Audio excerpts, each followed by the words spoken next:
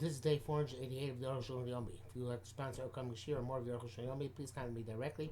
Very greatly appreciated.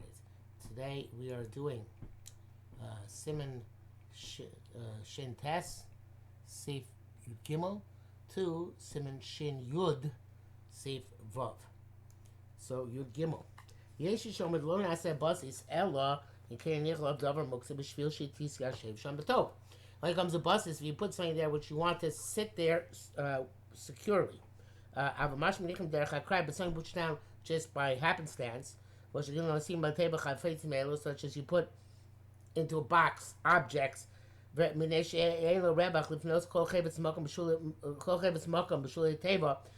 you just put them randomly because you don't have time to put them in the proper place at the bottom in the bottom of the box.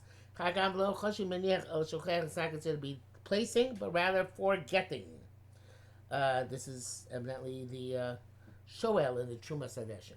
Those are arguing. It's only permitted when you forget actually. But if you intend to put it down there, there is no distinction. That is the Meshiv in Truma Sadeshin. Truma Sadeshin, according to, in most of his questions, he made up the questions in order to provide the answers, so I'm not sure why we could take the Shoel as being a tzad in this. But there is the Shoel and the Meshiv in the Truma Sadeshin on this. Mishnah Berurah says no matter what, if the muktzah is more significant than the box becomes a bus is davar also, you're not allowed to move it. Because you wanted it to be somewhere in the box, perhaps not in this location. I'm not even... in other words, there's something evidently mutter in the box and something usher in the box, and you just put the usher thing down without putting it in its proper place in the box. So therefore, the Shoel wanted to say that, well, that's not considered to be deliberate placement. But if the Mishnah Berurah points out, if it's worth more, the thing that you're putting in is worth more than anything else in the box, or the box itself, I guess it says here. Well, it doesn't say, well, it's worth more than. But even if it's very valuable, if it's the most valuable thing there, let's say, and you put it in the box, even if you don't put it in a specific location, it still becomes busted davar usher. Which also says the makom at sorech, you can be makel. So I guess we are taking the show into account here, and saying that I guess we would have to see Truma Sadeshin side, or to see why his show should be taken into account more than we would normally take a show in Truma Sadeshin into account. But Mishnah Berurah says you can be makel shas et chak. Well, makom at sorech actually is language. Okay, back to Arukh HaShulchan. The English of Visa Lama looked at said basis had truma. Why in that case does the when you have Truma Torah on the bottom and Tamei on the top in the same basket, why is the Truma Torah not become a bus? It's love also to the Truma which is Tamei. Seven Neshah Sal, I say it's a bus is a Shneim. It's because the real base is the Sal. The ultimate mokim of everything here is the Sal, and therefore what's in the contents of the Sal one contents not become buses to the other contents. The brackets are Magen Avraham to come is Kimon HaShoel. That's Mishnah Berurah. Evidently, this is why the Mishnah Berurah says B'shas L'chak can rely on the Shoel, because the Magen Avraham was masking the Shoel. Ve'en Dvarim Mechlok Moshe Kosel Yerabah Sif Kontes L'Tei Shabbos Sif Kontes Yudalit. Achagra Sif Tes Pas Magen Avraham Ayin Sham. It's fascinating. They pass like the Shoel and the Truma Sadeshin. Obviously, there was a little bit of a das atzmam here, because again, as I said, the Shoel and Truma Sadeshin is not a day it's not the Truma Sadeshin, but obviously the Magen Avraham and the Balatanya felt that there was a tzad for this. And this like the aids are totally about cry v'lava cry. He says it's nothing to do with whether it's you put it there just without by happenstance or not. A big of a has to do with this a little bit like the other Mishnah Berurah, with what's primary and what's subordinate. Because Bible Siman Shin Yud b'Siyat Yishmael. But then Muslag Amrayas when Rav Shameir Rashba b'Sak Sheish Bo Kismos, and with this he removes he rejects the Magen Avraham's evidence in the Rashba. But I guess tries to bring the Rashba's proof for the Shoel Truma Sadeshin in terms of a sack which has a pocket for money. Ayin Sham Milan Meko b'Rabbana Lo Hefsi. But even Arukh HaShulchan says, not like the Mishnah Berurah b'Shas HaTzarech, but he says the Meko b'Rabbanan. Not sure all muktzah is Rabbanan, so I'm not sure exactly what he's referring to. Maybe he was referring to this entire halacha that you can be making like a Mugaravam and the Baal Tanya, even though in the text he said not to, but here in the bracket he's saying that you can be makel because it's in the Rabban. It's a lo hifsid, you don't lose. So have a Rabban l'kula. So it'll come out and ultimately an even greater kula than Mishnah Bura, because Mishnah Bura says that b'shas tzarich you can lie in the Magen Avraham and the Baal Tanya. Whereas Arukh HaShulchan says you're not mafsid if you lie in the Arukh HaShulchan Baal Tanya. And the Magen Avraham Baal Tanya. Yudal, if you somebody put a muksa item on something which belongs to his friend, it can't become a basis davrasa. You can't answer something which belongs to your friend without his consent, his intent. Even by more severe isurim, where there's no, not doing an act to the other person's item. We hold that person can't answer something which doesn't belong to him. So if somebody bows down to his friend's animal, is avodah zarah, much because you're there, so by muktzah rabban, you can't do something to you can't designate your friend's object as a basis without his intent. But a place where you could say that, well, maybe the owner is okay with this. Where Reuben put Shimon's vessel underneath Shimon's candle, they should put on their low to Baal Shul, and when it falls down, it shouldn't fall on the table, and the candle falls in the keli. They should stop it. Not the muktzah lap. We're not sure if it's muktzah or not. So Mishnah says, again, Stress is talking about even the muktzah thing belongs to his friend, like the Arukh HaShulchan just gave the scenario. Mishnah says that in this case of the candle, it does become a basis davar. Now let's remove that base the entire Shabbos, even after the candle is removed. And many Achronim write this. So Derech Chaim says that if I had in mind to take away the muktzah on Shabbos, perhaps in that case you can take into account the opinion that I can't make something my friend's muktzah, even if it's something which he might be okay with, and that wouldn't be called a basis at all. Okay. Not sure how you would have in mind to remove the muktzah on Shabbos, but then perhaps might mean outside, whatever. Back to Arukh HaShulchan. Yeah, so he says, also we're not sure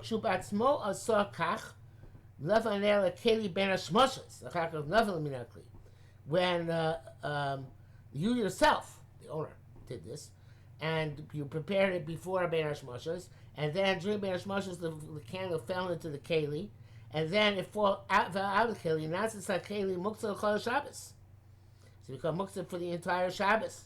And that's because he didn't have in mind that it should be fallen into the kli. So perhaps then it's not really, so it never became a basis davar also because the candle was not there, and where the candle was where he didn't want it to be. Okay, he's not sure. If a non-Jew or a child put down the muktzah item and made a basis, if the Yisrael is agreeable with this, it becomes basis. But there's no evidence of that to the case where the candle fell down and was inside the outer vessel during Ben Hashmashas. Because that be so about where the Jew asked the non-Jew to actually put the muktzah item on the other item. You testify. Even though we distinguish by a basis davar between somebody who puts things down and somebody who forgets things there. The B'Shrei lo nasa basis of Shabbos, when it's a forgetfulness, it doesn't become a basis for all of Shabbos.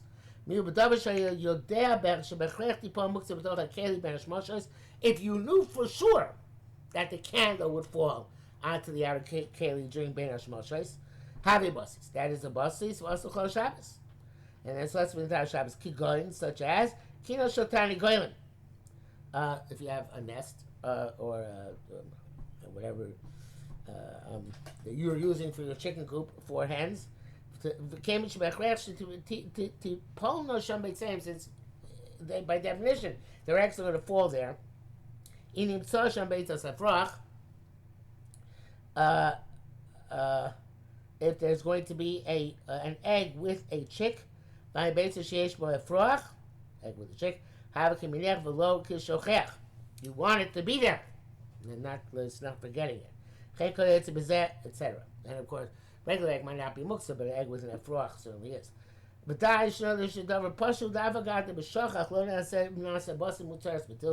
even though it's pasha that, so you forgot and you didn't leave it somewhere deliberately. It's not a basis and it's permitted to move. Zeu shenizrak hamuksa mena. It's what we said previously. That's when the muksa is not basis davar asur b'mutza. It's a basis davar asur, but you didn't have any intent of it being there. So then you have to move the muktzah. You have to move the muktzah. Avalok she'alov. Elav matel tzidavi, you know, else you have to incline on its side, and it falls on its own accord. Okay, now, so we said it's among other ken where it might break them. The os magbiyah, then you lift it up matel tzidah, and you incline it, you know, else, and falls down. You can actually carry it to a place where it's not going to cause damage. Much as we explained previously. Also, we need the place where the vessel is sitting, that should be empty. Lo taspik, lo hatoya v'neor, bekan, and here it's not good enough to incline it and get the muktzah off. Yochel tatleim muktzah shula, you can take it with the muktzah on it. Kedei lifnos hamakom, in order to clear the space. Place by siman shin yud b'siyata d'shmaya. This will explain more in the next siman, which is siman shin yud. Oh, dine muktzah b'dine basis l'davar asur. More levels of muktzah and a basis l'davar asur. Sif Aleph. Funny bar. We explained the kaim like Rabbi Shimon. We passing like Rabbi Shimon, who holds the make of a muktzah, who's leaning by muktzah. L'chein, but muktzah machmas miyah, something which is muktzah because it's repugnant. It's going ancient telling about bus of a dogim, like a piece of wood on which people hang, I guess, fresh fish and fresh meat. Or in their days, a pottery candle. Which was not used ben hashmashos, etc. Mutar matiltu, you're allowed to carry. Mishabir Lopez, the Prima Garden says maybe only so gufa l'komo, or not mechamo itself, because there are opinions in the Rishonim which hold this way and that way. But the Arukh HaShulchan doesn't distinguish. It says no matter what, we don't hold muktzah machmas fiyas, because we box make Rabbi Shimon. Came muktzah machmas oitzer, so do by muktzah because it's being warehoused. Go meaning machol, meaning mishkos, such as types of food and types of beverages, asim batzah, which are in a warehouse, such as in stores and artefim and in cellars. Shem l'schor, they're made for commerce. Never say by muktzah, they're not considered to be muktzah. Klalahu, general principle is the ancient ochel tolush. A royal achil muktzah Shabbos, no food which is severed from the ground, suitable for eating muktzah on Shabbos. The tamalim mushkein v'shar peros only l'schora, because if you have dates and almonds and other fruits, that's prepared to be bought and sold. And never mutzah l'chomem Shabbos, allowed to eat from them Shabbos. Chen kominei mashkos, so all sorts of beverages. Afilu hachasumi milamala, even if they're sealed on top, shoyve hachasim, you break the seal, v'ochel v'shoyse, and you can eat and drink. Okay, now we will learn. You can break open a container to have a grogeres with. But there are many details in the halacha. These baru b'siyata d'shmaya semen shin yudala, they are coming up soon in Yirtzeh Hashem. Beis. V'krab b'yanim semen shin chesiv sib zayin. The muktzah dedachi b'yadayim mother of Shimon. There's a type of muktzah which Rabbi Shimon concedes, which is when you push it off with your hands. But we have to explain this. It does not just you push it off with your hands. But it has to also be something which is not suitable for use during twilight. Such as where you lit the candle before nightfall. There are some muktzah biyod, you made a muktzah with your hands. It's forbidden to bein hashmashal because of the fire. And so to drying figs and raisins, you left them to dry. When you put them down, they're still suitable to eat. But then they become ruined. And then they're no longer suitable to eat. Until they get completely dried. Muktzah is then, but Rabbi Shimon concedes this muktzah of dachei biyadayim when it's not roy.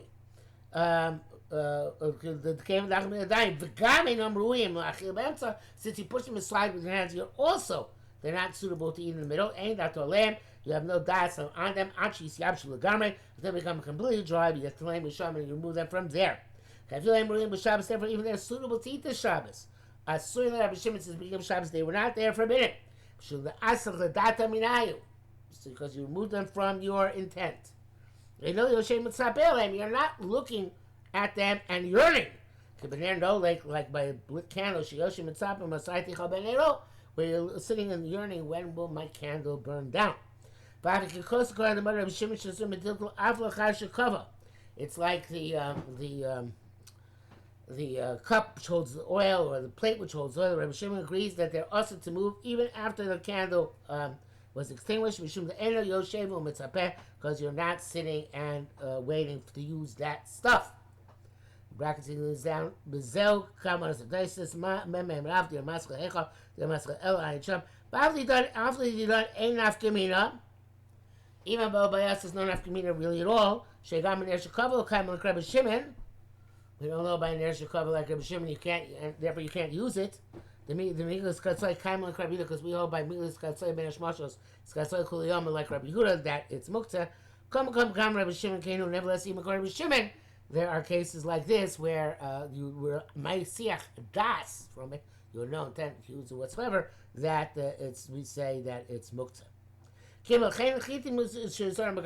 grain wheat which you plant in the ground, goes, and eggs which are underneath the hen, as long as they're not ruined, as long as they're not rotted or start growing a chick, you'll have to take them to eat. Even though you push them with your hands. Since they're suitable to eat, man. You don't remove your intent from them. Rabbi Shimon, from Kaim L'Kavo saying, we hold like him. Mishnah Berurah says the parameter is that some people still eat it in this manner. Okay. Which makes sense, obviously. It's not like the burning candle, which is also for us. There, during twilight, it was not suitable. As opposed to where they were suitable ben hashmashos. Because you pushed off your hands.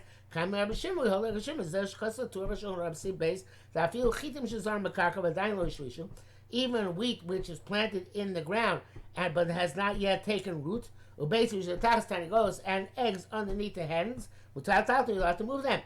So to the dates which are collected before they're ripe. And you put them into baskets. And they get ripe by themselves. Allowed to eat them before they become ripe, and then they never lose their status of being suitable to eat.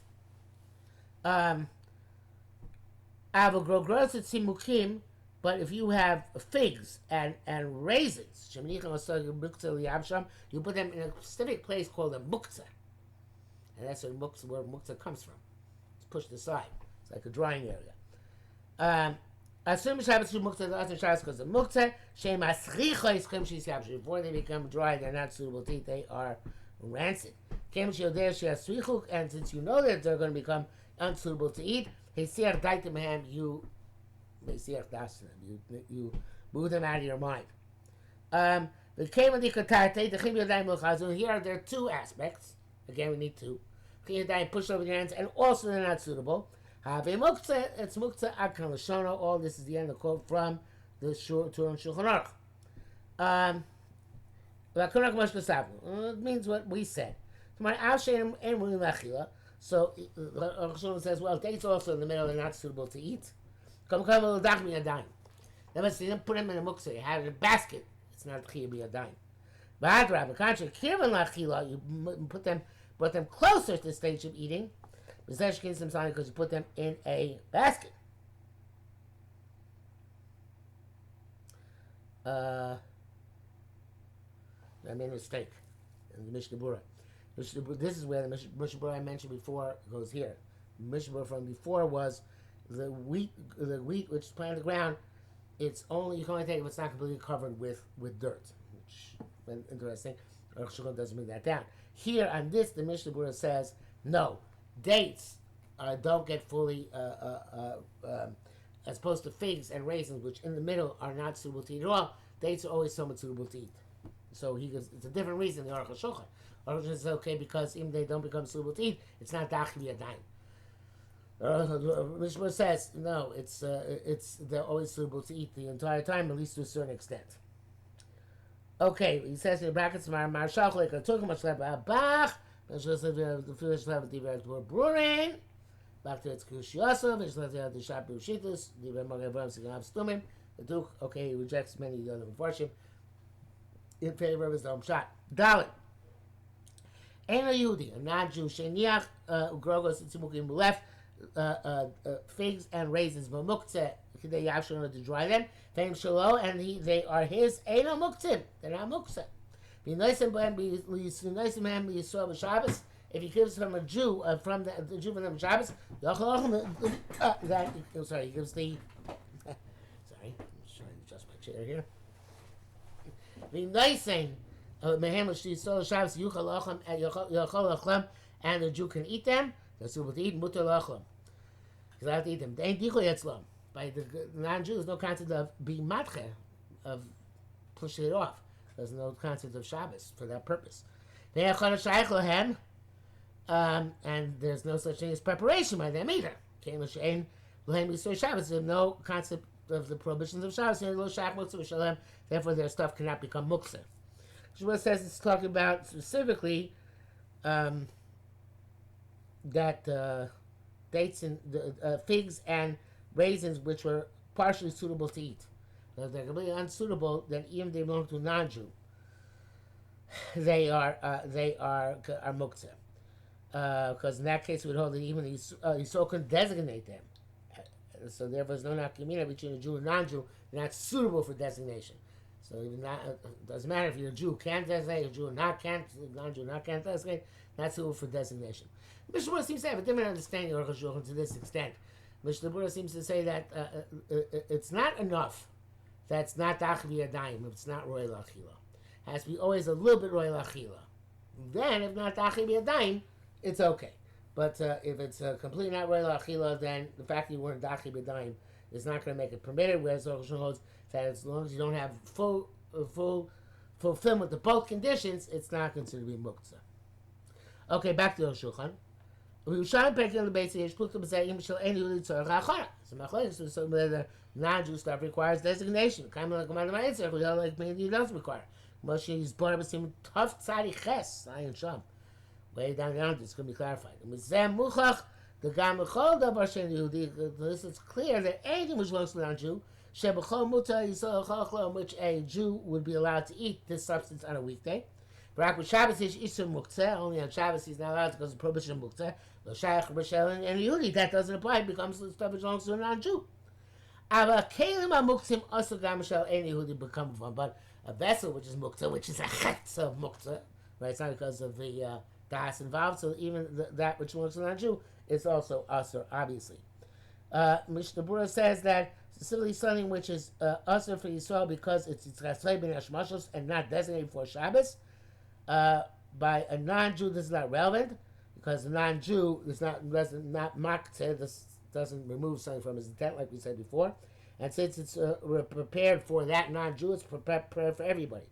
But something which is usur ben hashmashos because it's connected to the ground, or because it's lacking a capture, an animal like capture, and a non-Jew plucked it up on Shabbos or hunted on Shabbos. Even though it belongs to a non-Jew, everybody owns its usur, and also by Noilan, the same thing, which are major chumras which Arukh HaShulchan does not bring down. Again, that this thing that's also because of mechubar. Actually, I shouldn't say, but I don't think it brings it down. Yeah, but the Mishnah says everybody agree about that. I mean, that makes sense. It's just a ma'isa, but Arukh HaShulchan, for some reason, does bring that down. Bialach also says a non-Jew lit a candle, Ben Hashmashas, and got extinguished afterwards. A Jew is allowed to carry that the candle holder, and if a non-Jew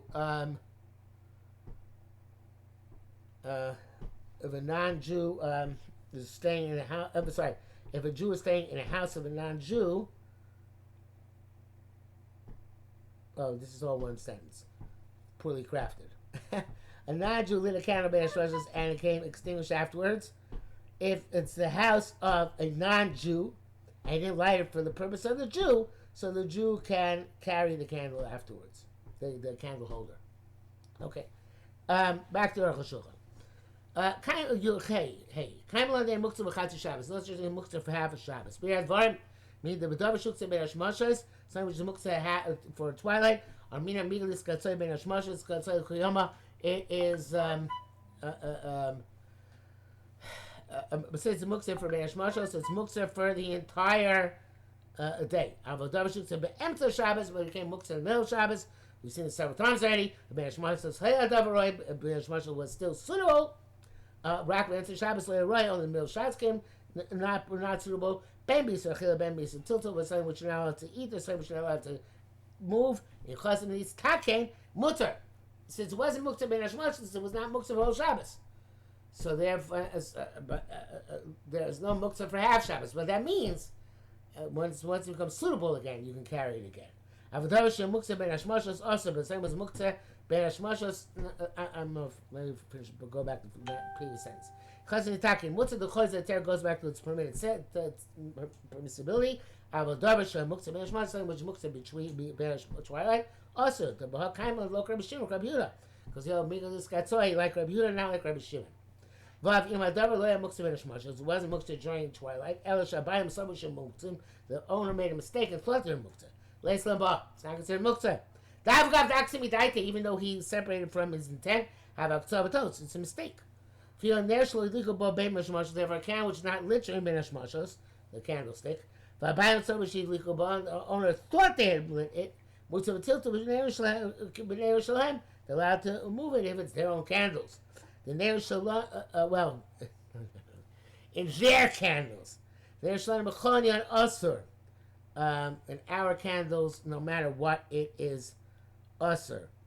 Those Ram Simon Reish Ayin Tes Sif Aleph. Which I was referring to up here.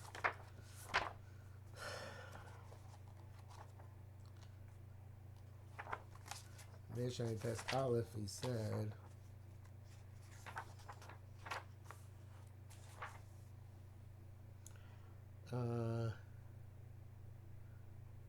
There's their candles, which is a keli, like all the kelim, but our candles, which are leichter or lamps. Okay, because our leicht, right? Because their kelim were kelim, and they have kelim have to use to burn the oil, but our candles are candelabra, so therefore they have their own status as iser, no matter what.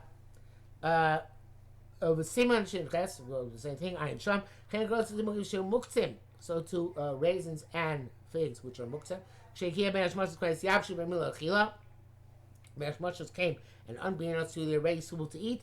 Afa Bishalei Lu Bailim Bosa Shah. She's Yavshi, even though the owner did not know at that point that they were dry. Chakach no lem Shekwanis Yavshi ben hashmashas. Later became known to him.